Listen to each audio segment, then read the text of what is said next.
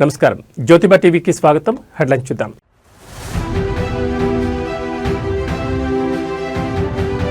Health పాలసీపై stake Telangana high court నిరాకరణ. ఇది కేవలం విధానపరమైన ప్రకటనేనన్న ప్రభుత్వ వాదనతో ఏకీభావం.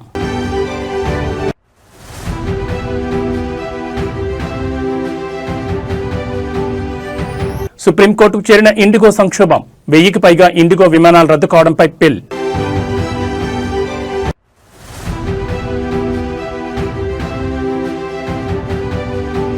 ఏపీ అధికార భాషా సంఘం అధ్యక్షుడిగా విక్రమ్ పూల ఉత్తర్వులు జారీ చేసిన ఏపీ ప్రభుత్వం.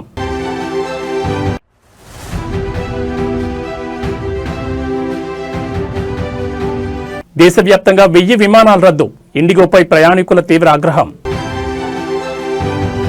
ఇక డీటెయిల్స్ చూస్తే దేశవ్యాప్తంగా ఇండిగో విమానాలు వేల సంఖ్యలో రద్దయిన విషయం తెలిసిందే. 5వ రోజు కూడా ఇవాళ విమానాలు రద్దు చేశారు. దీంతో ఓ విదేశీ మహిళ ఇండిగో కౌంటర్ వద్ద రుసరుసలాడారు. ముంబై విమానాశ్రయంలో ఉన్న ఇండిగో కౌంటర్ వద్ద హంగామా చేసింది. నైజీరియా దేశస్థురాలైన ఆమె తన భాషలో గట్టిగా అరిచింది. ఎయిర్లైన్ కౌంటర్ వద్ద టాప్ ఎక్కి మరి ఇండిగో సిబ్బందిపై ఆవేశంగా ఊగిపోయింది. ఈ ఘటనకు చెందిన వీడియో ప్రస్తుతం వైరల్ అవుతోంది. కౌంటర్ విండో వద్ద ఏకధాటిగా అరిచిన ఆమె ఆ విండోపైకెక్కింది. తీవ్ర అసహనానికి గురైన ఆమె తన బాధను చెప్పుకుంది. అక్కడ ఇండిగో విమానాల కోసం పడికప్పులు కాస్తున్న వందల సంఖ్యలో ప్రయాణికులు కూడా ఆమెకు మద్దతుగా నిలిచారు. ఇతర ప్రయాణికులను ఉద్దేశిస్తూ కూడా ఆమె అరుపులు కేకలు పెట్టింది. 5వ రోజు ఇవాళ 4 విమానాశ్రయాల్లో సుమారు 400 విమానాలను రద్దు చేశారు.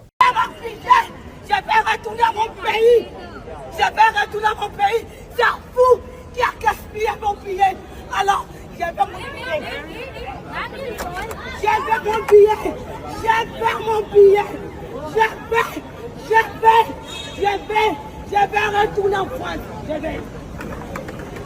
Personne. Je vais retourner en France. Je vais mon billet. Tout le monde, ils ont tout cancellé. Ils ont tout cancellé. Quand ils cancellent, il faut occuper des gens. Il faut occuper des gens. Il n'y a rien à manger. Il n'y a rien à dormir. Je vais mon billet. తెలంగాణలో BC రిజర్వేషన్ల విషయంలో కాంగ్రెస్ ప్రభుత్వం మోసం చేసిందని ఆరోపిస్తూ ఆత్మత్యాగం చేసుకున్న యువకుడు సాయి ఈశ్వర్ మృతి పట్ల బీఆర్ఎస్ పార్టీ నాయకులు తీవ్ర సంతాపం వ్యక్తం చేశారు. బీఆర్ఎస్ వర్కింగ్ ప్రెసిడెంట్ కేటీఆర్తో పాటు ఇతర బీఆర్ఎస్ నాయకులు మౌనం వహించి అమరుడైన సాయి ఈశ్వర్ ఆత్మకు శాంతి చేకూరాలని నివాళులర్పించారు. కాంగ్రెస్ ప్రభుత్వం బీసీ రిజర్వేషన్ల పేరుతో మోసం చేసిందని బీఆర్ఎస్ నాయకులు ఈ సందర్భంగా తీవ్రంగా ఆరోపించారు. బీసీ రిజర్వేషన్ల కోసం పోరాడుతూ ప్రాణత్యాగం చేసిన యువకుడు సాయి ఈశ్వర్ త్యాగాన్ని వారు గుర్తు చేసుకున్నారు.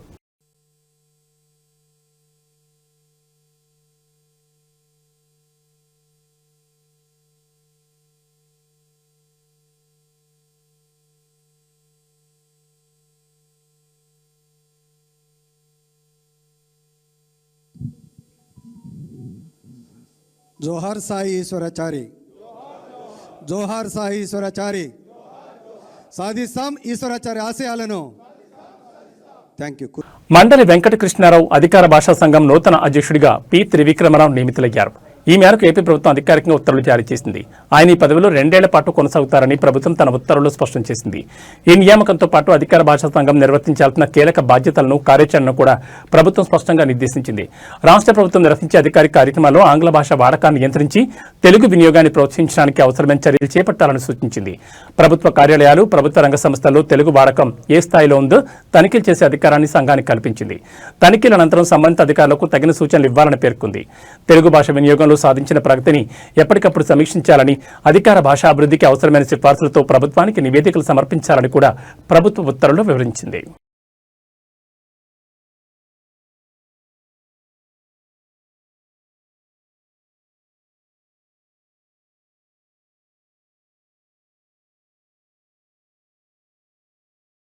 హైదరాబాద్ నగరంలోని పారిశ్రామిక భూములను ఇతర అవసరాలకు కేటాయించేందుకు రాష్ట్ర ప్రభుత్వం తీసుకొచ్చిన HILD Hyderabad integrated lifestyle township పాలసీపై మధ్యంతర ఉత్తర్వులు ఇచ్చేందుకు హైకోర్టు నిరాకరించింది. ఇది కేవలం విధానపరమైన ప్రకటన మాత్రమేనని, ఇంకా ఎలాంటి చర్యలు ప్రారంభించలేదని అడ్వకేట్ జనరల్ సుదర్శన్ రెడ్డి కోర్టుకు వివరించడంతో ధర్మాసనం ఈ మేరకు నిర్ణయం తీసుకుంది. హిల్డ్ పాలసీపై కౌంటర్ దాఖలు చేయాలని కేంద్ర రాష్ట్ర ప్రభుత్వాలకు నోటీసులు జారీ చేస్తూ తదుపరి విచారణను ఈ నెల 29కి వాయిదా వేసింది. ప్రభుత్వం నవంబర్ 22 జారీ చేసిన జీవో 27 హెచ్ఎండిఏ చట్టానికి, మాస్టర్ ప్లాన్ కు విరుద్ధంగా ఉందని ఆరోపిస్తూ professor K Purushottam Reddy, Prajashanti party అధ్యక్షుడు కెఏ పాల్ వేర్వేరుగా ప్రజా ప్రయోజన వ్యాజ్యాలు దాఖలు చేశారు. ఈ పిటిషన్లపై జస్టిస్ శ్యామ్ కోసి, జస్టిస్ చలపతిరావులతో కూడా ధర్మాసనం విచారణ చేపట్టింది. పిటిషనర్ల తరపున సీనియర్ న్యాయవాది కె వివేక్ రెడ్డి వాదిస్తూ పారిశ్రామిక భూములను నివాస వాణిజ్య సముదాయాలకు కేటాయించడం నిబంధనలకు విరుద్ధమన్నారు. దీనిపై స్టే విధించకపోతే ప్రభుత్వం దరఖాస్తుల స్వీకరణ ప్రారంభించే ప్రమాదం ఉందని ఆందోళన వ్యక్తం చేశారు. అయితే అడ్వకేట్ జనరల్ సుదర్శన్ రెడ్డి ఈ వాదాలను తీవ్రంగా వ్యతిరేకించారు. హైదరాబాద్ను గ్రీన్ సిటీగా మార్చే లక్ష్యంతోనే కాలుష్య పరిశ్రమలను నగరం వెలుపలికి తరలించేందుకు ఈ పాలసీని తెచ్చామని తెలిపారు. బాలనగర్, కూకట్పల్లి, కాటేదాన్ ప్రాంతాల్లో కాలుష్యంతో ప్రజలు తీవ్ర ఇబ్బందులు పడుతున్నారని కోర్టు దృష్టికి తీసుకెళ్లారు. ఇది కేవలం విధానపరమైన నిర్ణయమని, హెచ్ఎండిఏ చట్టం ప్రకారమే ప్రజల నుంచి అభ్యంతరాలు స్వీకరించి మాస్టర్ ప్లాన్ను సవరిస్తామని, అందుకింకా సమయం ఉందని స్పష్టం చేశారు. ఏజీ వాదాలతో ఏకీభవించిన ధర్మాసనం మధ్యంతర ఉత్తర్వులకు నిరాకరిస్తూ విచారణను వాయిదా వేసింది.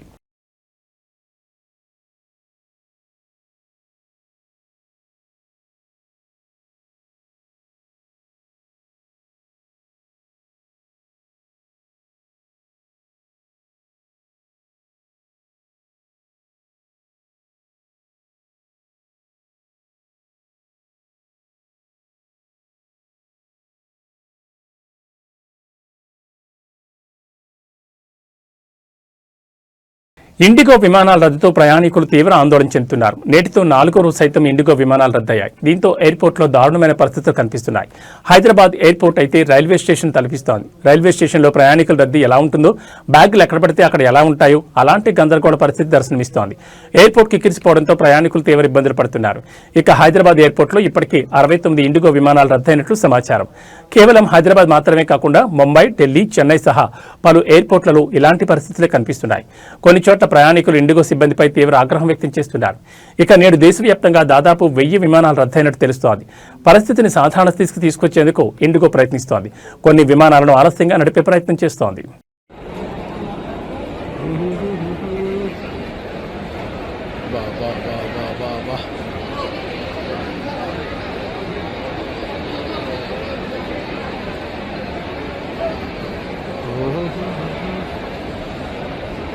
को फ्लाइट सर्विस कैंसिल होने के बाद की पोजीशन, पब्लिक परेशान, व्यवस्था धाराशायी, कंपनी की तरफ से, प्रशासन की तरफ से कोई सहयोग नहीं है, यात्री परेशान।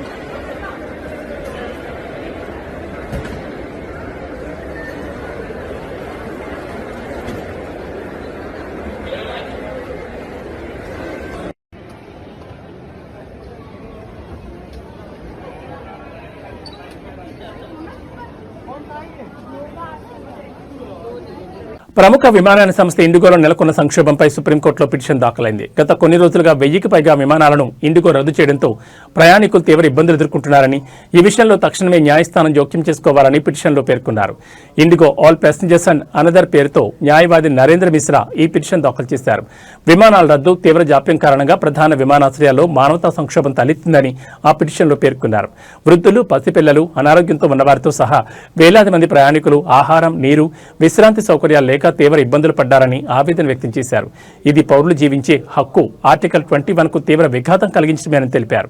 పైలట్ల కోసం కొత్తగా ప్రవేశపెట్టిన విమాన డ్యూటీ సమయ పరిమితి నిబంధనల అమల్లో ప్రణాళిక లోపం వల్లే ఈ అంతరాయాలు ఏర్పడ్డాయని ఇండిగో బహిరంగంగా అంగీకరించింది.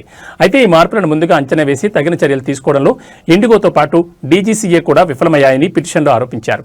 ఈ సంక్షోభాన్ని ఆసరాగా చేసుకుని కొన్ని కీలక మార్గాల్లో టికెట్ ధరలను 50,000 వరకు పెంచి ప్రయాణికులను బందీలుగా మార్చారని పిటిషన్లో పేర్కొన్నారు. ఈ అంశంపై అత్యవసరంగా విచారణ చేపట్టేందుకు ప్రత్యేక ధర్మాసనాన్ని ఏర్పాటు చేయాలని కోరారు. విమానాల రద్దు వల్ల చిక్కుకుపోయిన ప్రయాణికులకు ఇతర విమానాల్లో లేదా రైళ్లలో ఉచితంగా ప్రత్యామ్నాయ ఏర్పాట్లు చేసేలా ఇండిగోను ఆదేశించాలని అభ్యర్థించారు. అలాగే డీజీసీఏ, పౌర విమానయాన మంత్రిత్వ శాఖ సమగ్ర నివేదిక సమర్పించేలా ఆదేశాలు జారీ చేయాలని ఆ పిటిషన్లో కోరారు.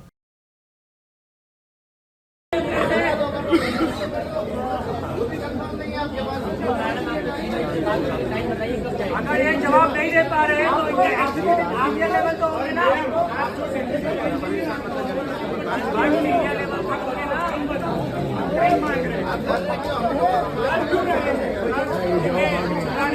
रहे हम भी पागल हो रहे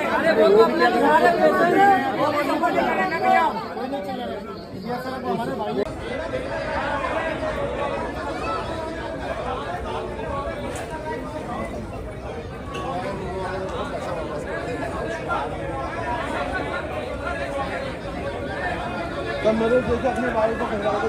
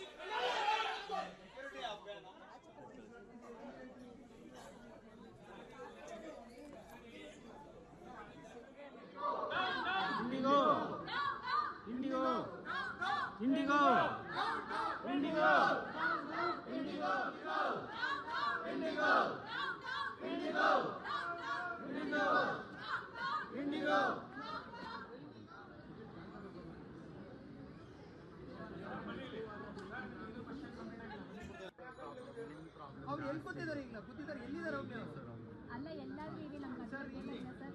ಇವಾಗ ಆಲ್ಟರ್ನೇಟಿವ್ ನಮ್ಗೆ ಅಟ್ಲೀಸ್ಟ್ ಬೇರೆ ಫ್ಲೈಟಲ್ಲಾದರೂ ಅರೇಂಜ್ ಮಾಡ್ತಾರೆ. ಅಲ್ಲ ಕನ್ನಡಕ್ಕೆ ಟಿಕೆಟ್ ಬೇಕು, ಕನ್ನಡಕ್ಕೆ ದುಡ್ಡು ಬೇಕು, ಕನ್ನಡ ಏರ್ಪೋರ್ಟು ಬೇಕು, ಮತ್ತೆ ಕನ್ನಡ ಬರೋದಿಲ್ಲ. ಮಾಡಿ ಹಿಂದಿಗೂ ಹೇಳ್ತೀನಿ ಒಂದು ನೀಚ కడపే. తెలంగాణ ప్రభుత్వం నిర్వహించనున్న తెలంగాణ రైజింగ్ 2047 గ్లోబల్ సమ్మిట్ కు రావాలని కేంద్ర మంత్రి బండి సంజయ్ను మంత్రి పొన్నం ప్రభాకర్ ఆహ్వానించారు. ఇవాళ కరీంనగర్ జిల్లా కేంద్రంలో చైతన్యపురి మహాశక్తి ఆలయంలో బండిని కలిసిన పొన్నం అధికారికంగా ఆహ్వానం అందజేశారు. హైదరాబాద్లోని భారత్ ఫ్యూచర్ సిటీలో ఈ నెల 8-9 తేదీల్లో ప్రతిష్టాత్మకంగా నిర్వహిస్తున్న ఈ ఈవెంట్కు రావాల్సిందిగా కోరారు. ఈ సందర్భంగా మాట్లాడిన పొన్నం ప్రభాకర్ రాజకీయాలకు అతీతంగా అన్ని పార్టీలు అభివృద్ధిలో భాగస్వామ్యం కావాలన్నారు. దేశంలో తెలంగాణను అగ్రగామిగా నిలుపుతామని చెప్పారు. గడిచిన 10 ఏళ్లలో తెలంగాణ ఆర్థికంగా వెనుకబడిందని, తెలంగాణ అభివృద్ధికి కేంద్రం సహకరించాలని అన్నారు. కేంద్ర ప్రభుత్వం అన్ని రాష్ట్రాలను సమానంగా చూడాలన్నారు.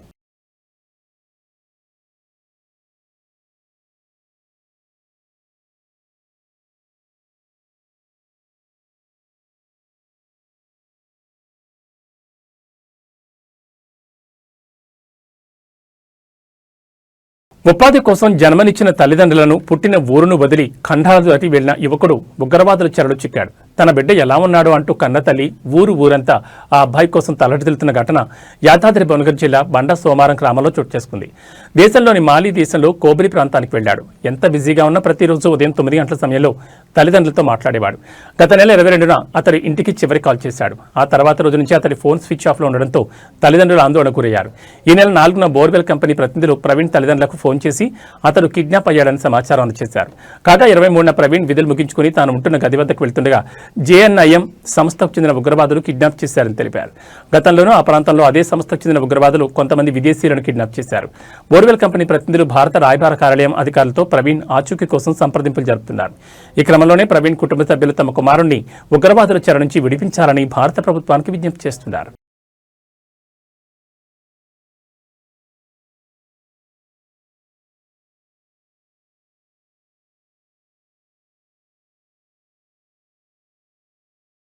బాపట్ల జిల్లా మార్టూరులో ఆర్టీసీ డ్రైవర్ అంజయ్ అప్రమత్తతో పెను ప్రమాదం తప్పింది. జాతీయ రహదారిపై వెళ్తున్న గుంటూరు 2 ఆర్టీసీ డిపోకు చెందిన బస్సు స్టీరింగ్ పట్టుకుపోవడంతో పోలీస్ స్టేషన్ ఎదురుగా అదుపు తప్పి రోడ్డుపై అడ్డదిడ్డంగా వెళ్తుండగా వెనుక వస్తున్న లారీ ఢీకొట్టింది. డ్రైవర్ ప్రయాణికులను అప్రమత్తం చేయడంతో కిటికీ పక్కన కూర్చున్న ప్రయాణికులు స్వల్ప గాయాలతో బయటపడ్డారు.